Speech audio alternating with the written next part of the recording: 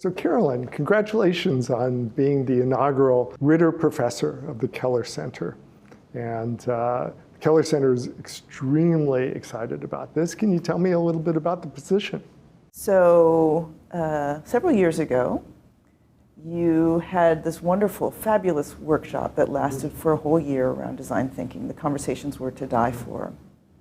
And as an anthropologist, it was the first time I really thought about the idea of how design fits into my field. And particularly when Richard Buchanan came to speak. And he talked about the idea that there's no object out there, right? That you have to find that object. And that's exactly what we do as anthropologists. We don't go into the field with hypotheses.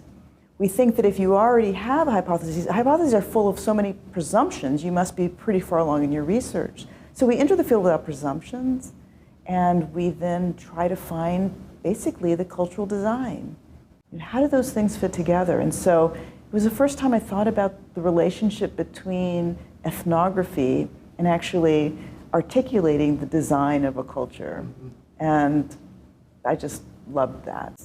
And I think the process is understanding how whatever it is that you're designing fits into a system. So you can design a building, but you better think about the relationship between the building and the environment if you want it to be sustainable. You have to think about the building in relationship to maybe cultural expectations. Maybe in some cultures you shouldn't have a front door facing a sacred mountain. Or maybe you need doors for men and women, separate doors for men and women.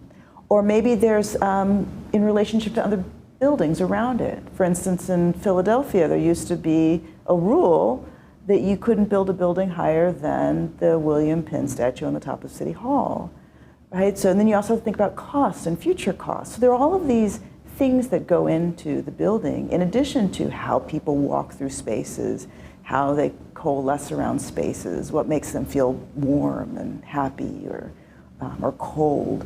So we can call it systems design thinking or humanistic design, but that's the kind of thing that you want people to think about. And as an anthropologist, it's central to our discipline. We sort of call it cultural relativism, where we put aside our values and we disrupt our common sense in order to be able to approach something with new eyes, right? So that's part of our discipline, but you have other really brilliant scholars in other social sciences, and I think that any really good social scientist puts aside their theories and presumptions to actually enter a space and think anew, and they come up with some of the most brilliant Nobel Prize winning theories. So I don't think design thinking is unique to anthropology or unique to people who call themselves designers like an architect. I think it could be used for a lot of people. And I know we talked about a lot, and we aspire to create within the design discipline the awareness of the importance of how transdisciplinary it needs to be. So you're going to be creating a whole new course that's going to be offered both in anthropology and in the Keller Center that is really going to give a whole new perspective on the power of observation and ethnography and how it can contribute to a whole new solution sets. Tell us about that class. It's going to be a methods course that is working with students to get them to see the value of ethnography for designing anything, whether it's a material intervention or a social intervention. And so I'm hoping that the class will also be focused around a particular project where the students are all thinking alongside a faculty member's project, so that they can get some hands-on experience as well with the kinds of complexities of design thinking. And the infinite number of dimensions that ultimately you need to consider. And so you're on the lookout for projects. Would these be just campus-based, or would these be associated also with the community? Yes, both. And I'm doing the process right now to figure out. Looking for to put this exciting together. Projects and the like. Which involves many people, many voices.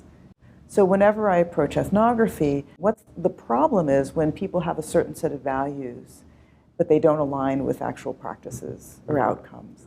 And so what this project I'm working on is trying to align the values that are stated by the people, the community, not my own, and trying to align them with outcomes. So it takes a lot of time to figure out those connections and to see if people are willing to make certain sacrifices in order for those outcomes to emerge.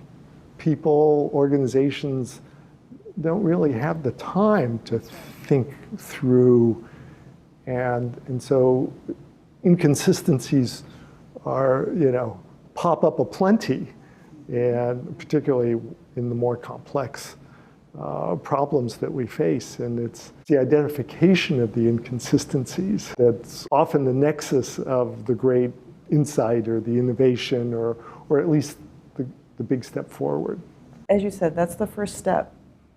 And if people can get to the first step, then maybe they can get to the second step. And if they can get the second step, then the third step. And you're going to also help us build out our faculty in the design area. I am excited about the Keller Center. I think what they're doing is you're bringing the intellectual power of Princeton together with practice.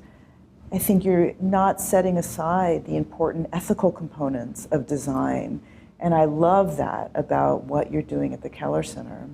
And that makes you unique.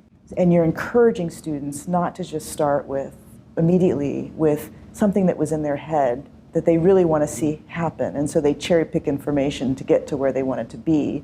You really get them to set aside their values and expectations and their presumptions in order to ask better questions, in order to get to a better place and an ethical place. And that's what I love about the work you guys do.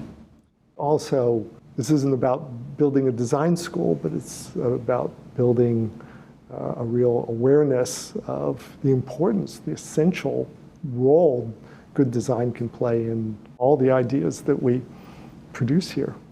And I think we should give a thanks and a shout out to Gordon Ritter, who has been thinking about this for a long time, and he applies it in his own world. And at Princeton, I think he's an amazing guy. Yeah, and he's been a very generous, essential supporter from the very beginning. And the classes that we started to teach, and now in our ability to expand the faculty, and in doing so in ways that no other institution on the planet has done.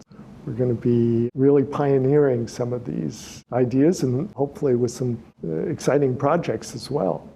I can't tell you how excited we are that you're with us and helping us and leading us. And thank you for this honor. Thank you.